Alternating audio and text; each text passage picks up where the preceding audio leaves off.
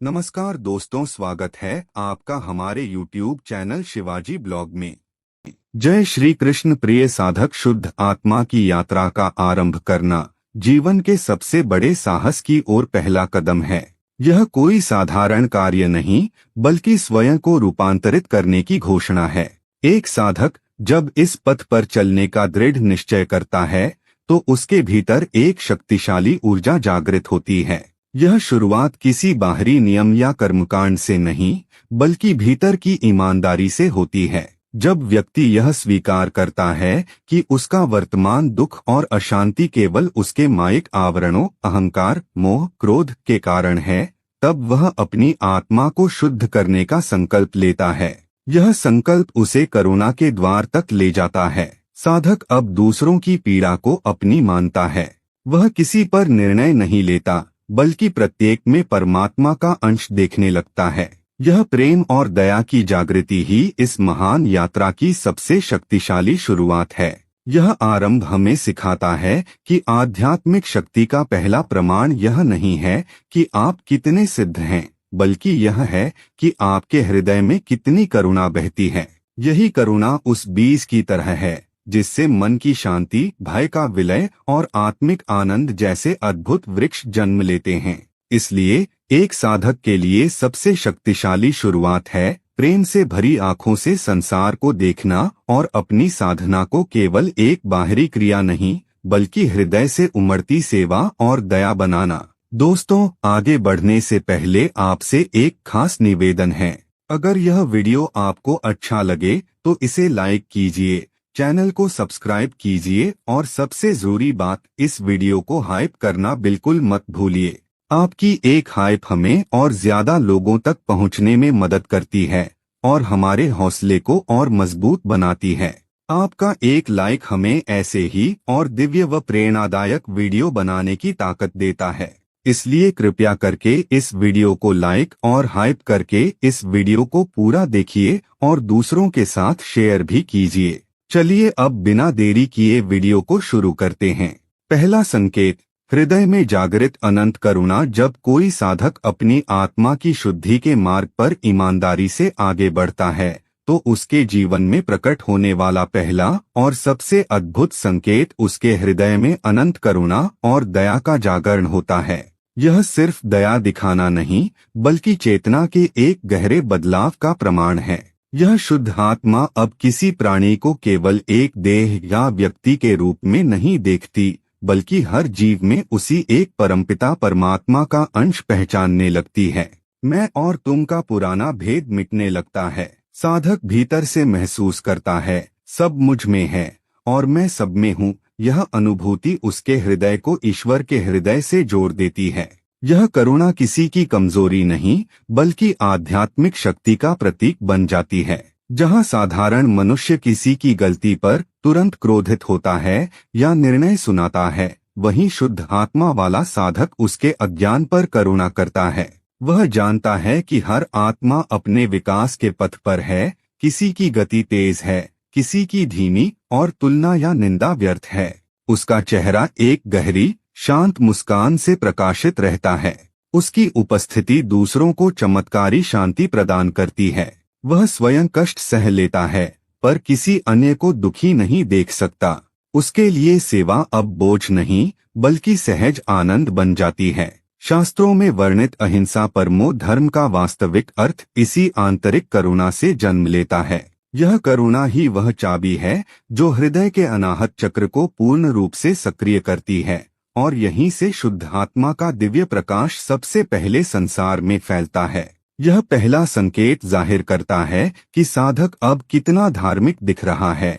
यह जरूरी नहीं, बल्कि उसके भीतर कितनी निस्वार्थ करुणा बहती है, यही महत्वपूर्ण है। जितनी अधिक करुणा, उतना ही साधक ईश्वर के निकट। दूसरा संकेत, मन की पूर्ण शांति और अनाहत नाद। जब किसी साधक की आत्मा शुद्ध होने लगती है, तो उसके भीतर घटने वाला दूसरा शक्तिशाली रूपांतरण है मन का शांत होना और आत्मा के अनाहत नाद की अनुभूति। वह मन जो जीवन भर इच्छाओं, भय और संघर्षों में उलझा रहा, अब धीरे धीरे मौन होने लगता है।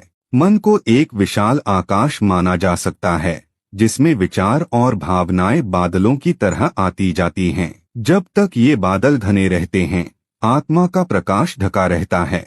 लेकिन जब साधना और ध्यान से ये बादल छंटने लगते हैं, तब भीतर का सूर्य स्वयं प्रकट हो जाता है।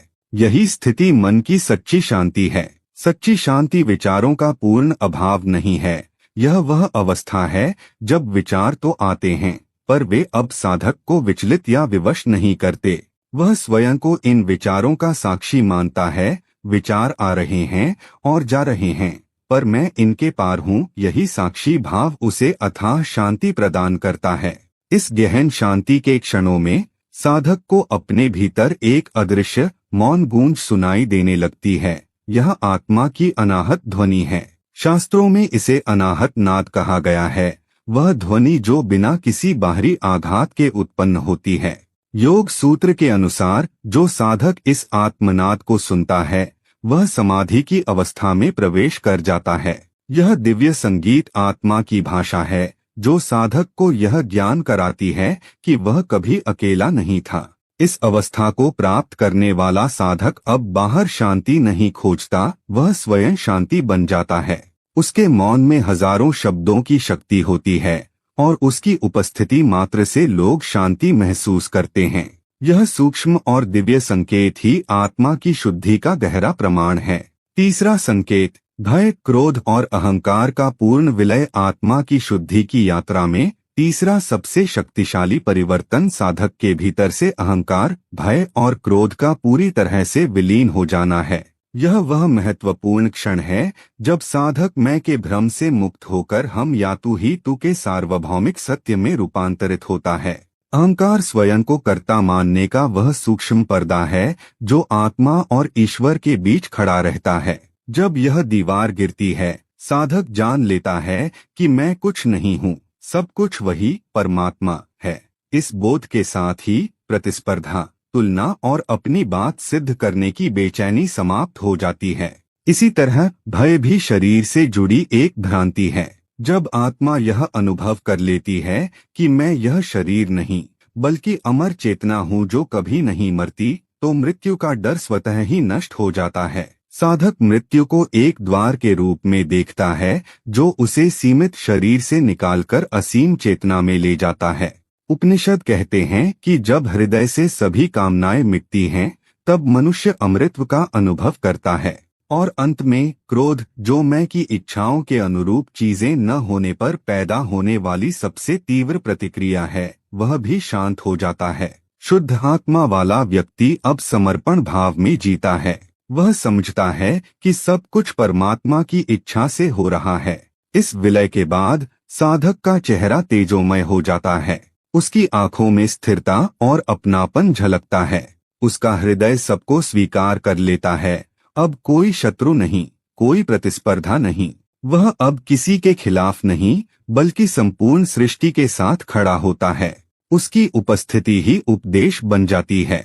यह तीसरा संकेत घोषणा करता है कि आत्मा अपने घर लौटने के लिए तैयार है। चौथा संकेत, आत्मिक आनंद की निरंतर अनुभूति। मानव जीवन भर बाहरी वस्तुओं, सम्मान या लोगों में सुख खोजता है, लेकिन जब आत्मा शुद्ध हो जाती है तो साधक को एहसास होता है कि वह सुख सदा उसके भीतर ही उपस्थित था। यह अनुभव आत्मा की शुद्धि का चौथा और अत्यंत महत्वपूर्ण संकेत है। आत्मिक आनंद की निरंतर अनुभूति, यह कोई क्षणिक उत्साह या किसी अच्छी घटना से उपजा सुख नहीं है, बल्कि गहराई से उठती हुई एक मौन प्रसन्नता है जो कभी घटती नहीं। यह आनंद किसी शर्त पर आधारित नहीं होता।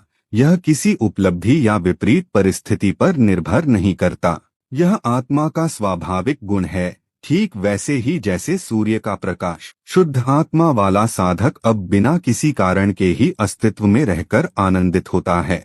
यह आनंद भीतर से बहता रहता है क्योंकि अब उसका सुख बाहरी संसार से नहीं बल्कि अंतर्यामी ईश्वर से जुड़ा हुआ है। जो मनुष्य केवल आत्मा के भीतर स्थित आनंद से सुखी है, वही सच्चा योगी है। इस अवस्था में साधक के भीतर हर पल एक गहन कृतज्ञता महसूस होती है। शिकायतें मिट जाती हैं और जो है वही पर्याप्त लगता है।